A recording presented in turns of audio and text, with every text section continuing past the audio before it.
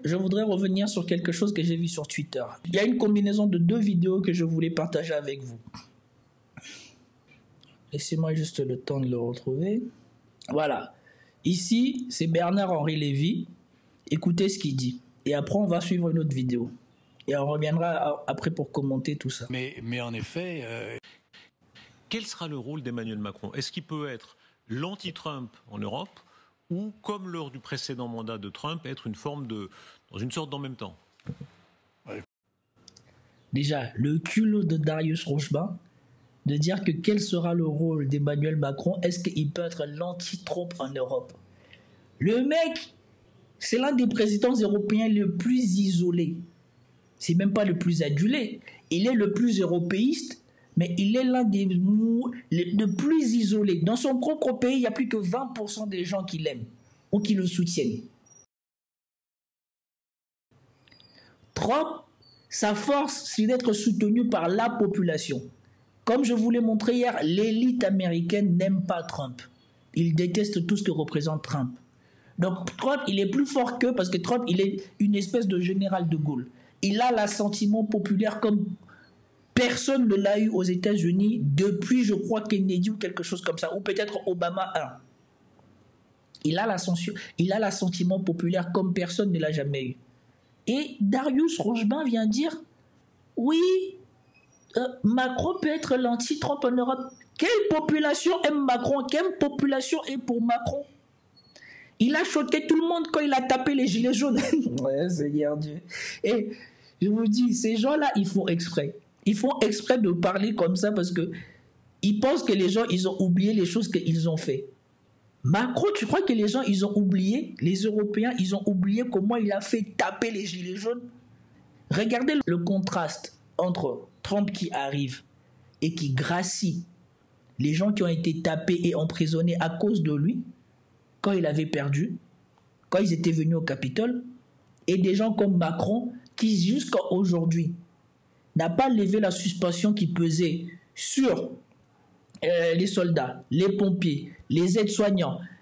On ne leur a rien remboursé, ni leur salaire, ni quoi que ce soit, alors que la réalité empirique a montré que ces gens-là, ils avaient raison de refuser de prendre le vaccin.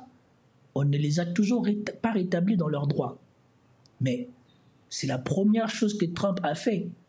Il a signé un décret pour réintégrer tous ceux qui avaient refusé de prendre le vaccin et qui ont été suspendus ou mis de côté. Et il a demandé à ce que ces gens-là soient payés rétroactivement du dommage qu'ils ont subi, de la suspension de salaire qu'ils ont subi. Vous avez vu Macron faire quelque chose comme ça?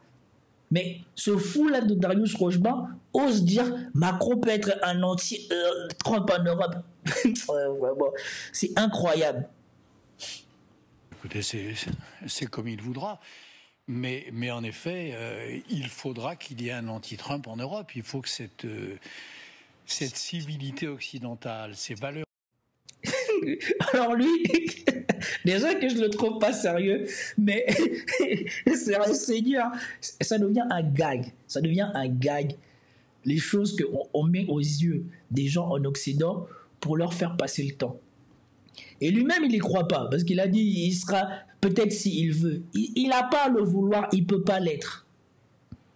Mais vous avez vu, il concède bien qu'il faudra un anti-Trump en Europe. Parce que cette civilité, alors là il m'a fini. Il a dit cette civilité. Et ces gens-là, ils sont sans honte. Il a dit cette civilité. Des gens qui, dans leur soi-disant Union européenne, qui est basée sur le respect des droits de l'homme, sur le respect de la Convention de la sauvegarde des droits de l'homme, qui, comme l'a rappelé le député belge là, qui ont puni la terre entière quand elle ne respectait pas les valeurs et les principes de l'Union européenne, n'ont pas mis une sanction à l'autre pays au Moyen-Orient, parce que hier j'ai été censuré, donc je vais éviter d'être censuré aujourd'hui, au pays que vous savez au Moyen-Orient, ils n'ont pas mis une sanction. Mais, et lui là, qui a, pendant toute la campagne, a cautionné ce que faisait ce pays-là, Et maintenant, vient nous mentir que soi-disant, il ne trouve pas le sommeil à cause de ce qui a été fait aux enfants de l'autre camp. Vient nous dire cette civilité. De quelle civilité parle-t-il? Occidental, cette manière de faire de la politique à l'occidental s'incarne quelque part. C'est-à-dire pas par la force, pas par la menace, pas par le chantage. Aujourd'hui, Ouais. Cette manière de faire la politique occidentale, pas par la force, pas par la menace, pas par le chantage, est en fait la base de la politique occidentale. Si vous parlez avec toutes les personnes qui ont occupé des fonctions importantes, qui ont été des ambassadeurs, des ministres des Affaires étrangères, qui ont été au contact des Occidentaux, ils vont tous vous faire comprendre que ce qu'ils vantent ne pas faire en public est exactement ce qu'ils font en privé. Même Dominique de Villepin vous le dit, quand les États-Unis voulaient attaquer l'Irak, quand lui, il était contre, pendant son fameux discours, il vous dit comment il a croisé, je ne sais plus, un membre de je ne sais pas quel pays qui sortait du bureau du représentant américain aux Nations Unies, et en regardant la tête du monsieur, il comprenait bien que le monsieur venait de subir des pressions de la part des Américains. Moi, pour ceux qui vous connaissez, vous savez que voilà, le père de ma compagne a été ambassadeur.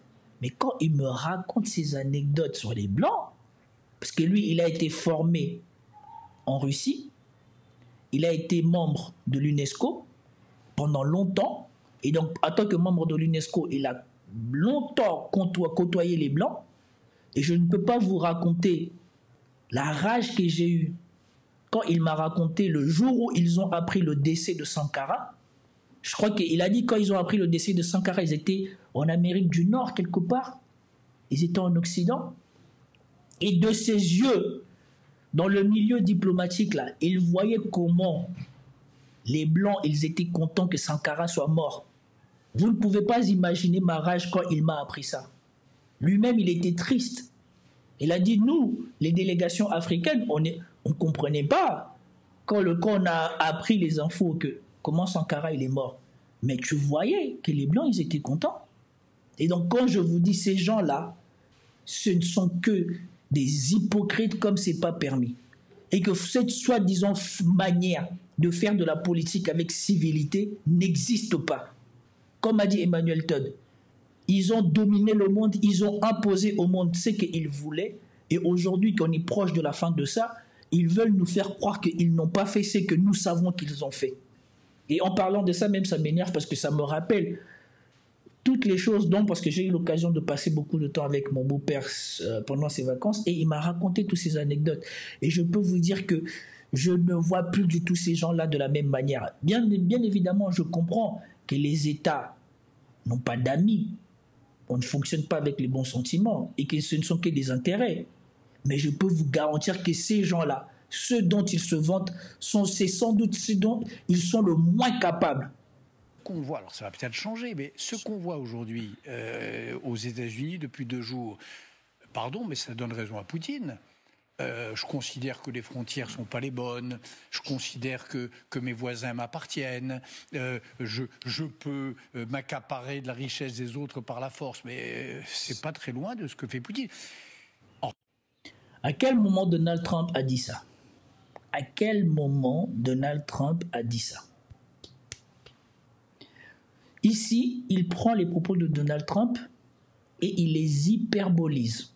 Il y a un peu de ça dans ce qu'a dit Donald Trump.